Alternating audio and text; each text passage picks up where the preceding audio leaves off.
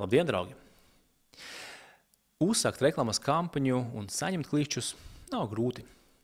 Kas ir krietni grūtāk, ir panākt, lai jūsu reklāmas kampaņa, lai jūsu reklāmas aktivitātes ir veiksmīgas.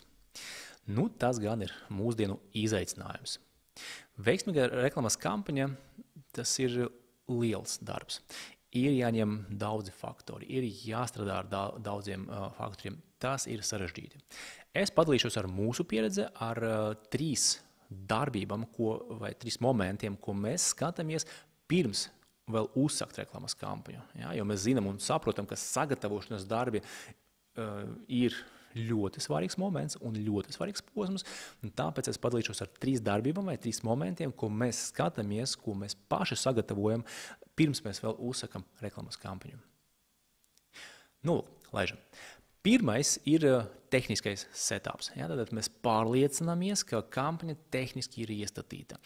Tas ir nepieciešams ne tikai jums pašiem vai ekspertam, kas pārvalda, lai viņš redz korektu bildi, ja, tad vai kampaņa ir sasniegusi vai kampaņa nav sasniegusi, bet šis ir nepieciešams arī tehnoloģijām, ja, tad algoritmiem, jo šobrīd ekspertiem tehnoloģijas ļoti palīdz pārvaldīt kampaņas un panākt labu rezultātu. Tas ir mašīnu mācīšanas tehnoloģijas, artificial intelligence vai ne, viss, kas ar šo ir saistīts. Un tieši tas tehniskais setups padot tam tehnoloģijām īstos datus, īstos ciprus. Ja tehniski nav iestatīts, tad jau nenotiek datu tā nodošana vai ne. Un tehnoloģijas nevar jums palīdzēt sasniegt labu rezultātu. Bet tas atkārtošos, ka mūsdienas veiksmīga kampaņa un labs eksperts noteikti sadarbojas ar tehnoloģiju un noteikti iesaista tehnoloģiju, lai pārvaldītu kampaņu vai ne. Un tāpēc tas tehniskais setups šodien ir vēl svarīgāk nekā tās ir bijis, teiksim, 3, 4, 5 gadus atpakaļ.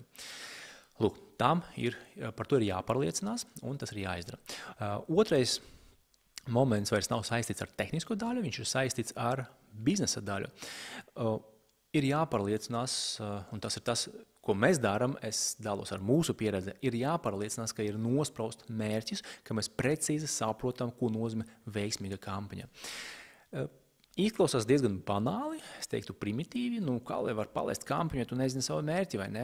Bet ticiet man, daudzos gadījumos mērķi ir, visi cenšas par tiem mērķiem runāt, kad tu palaiši kampaņu, bet daudzi nenosprauž konkrētus, labi, man statistikas nav, varbūt ne tik daudzi, bet ir diezgan nopietna daļa uzņēmēju, kas nenosprauž mērķus konkrētus. Ja, pieņemsim, es ļoti precīzi zinu, kas man ir jāpanāk, ka es gribu vairāk pirkumus. Vai kaut kas uz to pusi. Ja? Un šis ir tas, ko mēs diezgan bieži dzirdam, tāpēc mēs pie šī momenta arī piestrādājam un mēs cenšamies ar klientiem tomēr nonākt līdz kaut kādam ciparam.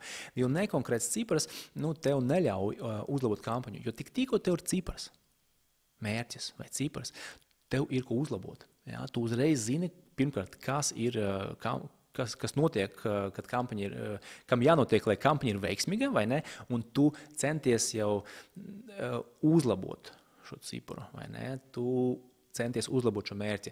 Un tad, ja mūsu e-marketings, tas galvenais uzdevums, kāpēc mēs palīdzam klientiem augt, tad, ja tev nav mērķis, tad tu īsti nevari palīdzēt izaugt, vai ne, jo mērķis mēs gribam vairāk, nav mērķis. Līdz ar to es silti iesaku paskatīties, vai pirms kampaņas jums ir šie mērķi nosprausti. Jūs varat paņemt mērķus, aprēķināt savu ekonomiku, uzņēmuma ekonomiku, vai paņemt vēsturiskus datus.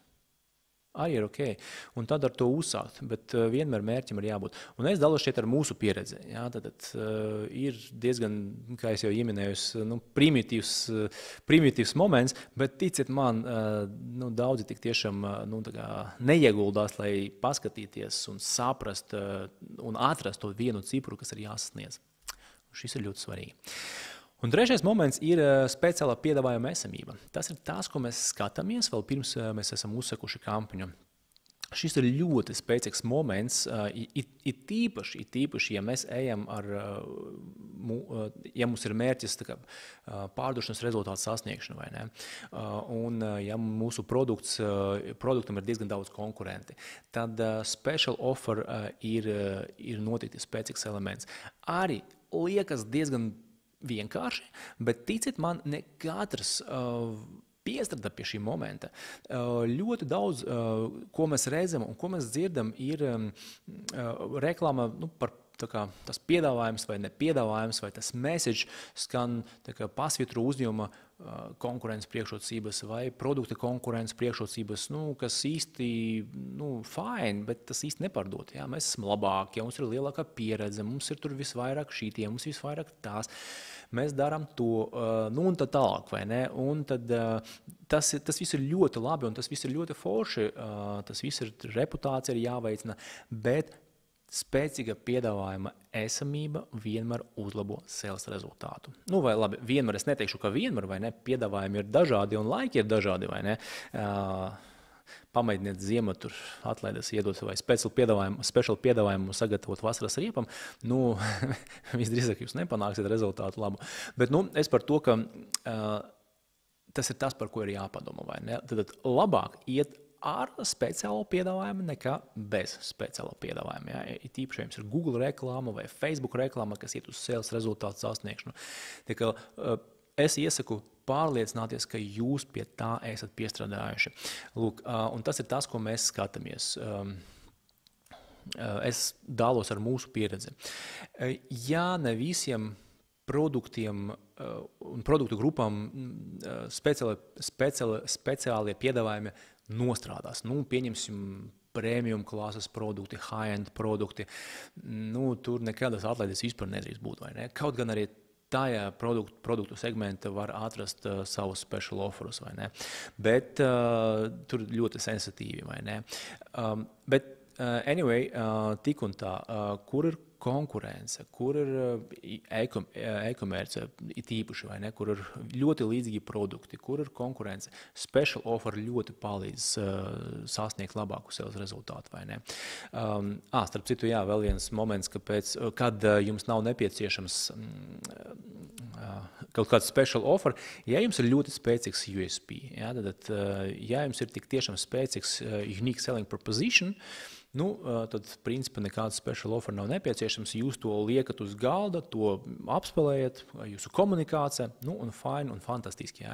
Bet, ja jūsu produktam tik labi nepaveicas, vai ne, un viņš ir, konkurence ir sīva, un tie produkti ir ļoti līdzīgi jums un konkurentiem, tur ir jābūt special offeram, un es to stāstu, tā ir bāze, bet es to stāstu tāpēc, ka mēs ļoti bieži redzam, ka reklamas kampaņas sākas vai reklamas aktivitātes sākas bez kaut kā šāda, un tad tiek mēģināts noķert klientu vai pārliecināt viņu ar argumentiem, ka mēs esam spēcīgākie, mums produkts ir kvalitatīvākais, mums ir tur šitais, mums ir tās un tā tālāk, vai ne?